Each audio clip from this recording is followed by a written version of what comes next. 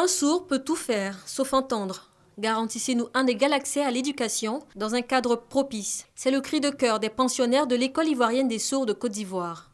Depuis 40 ans, seules 2 écoles garantissent éducation et formation aux aveugles et aux sourds de Côte d'Ivoire. L'école ivoirienne des sourds n'a connu, elle, aucune transformation depuis.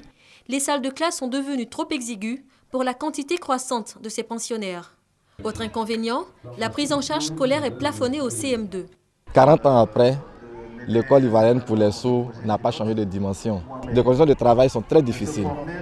Très difficiles en ce sens que nous ne disposons que des classes de 9 mètres carrés. Les enfants s'asseyent l'un en face de l'autre.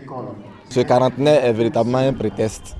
Un prétexte pour lancer le projet de reconstruction de l'école ivoirienne pour les sourds. Et nous voulons ici lancer un appel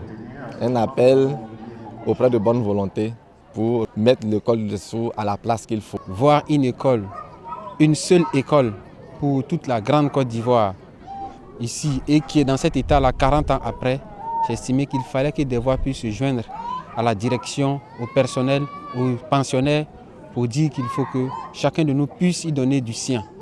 En particulier les sourds et muets, mais en général les handicapés n'ont pas besoin de pitié.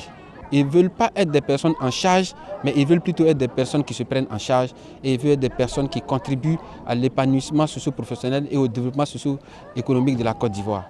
Et quand ils sont formés, ces malentendants sont confrontés aux problèmes d'insertion socio-professionnelle.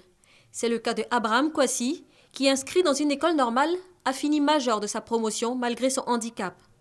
Pour trouver des solutions à ces problèmes, un panel a donc été initié ce 22 mai 2014, jour anniversaire de ces 2 écoles, autour des problèmes qui minent la scolarité des sourds et aveugles.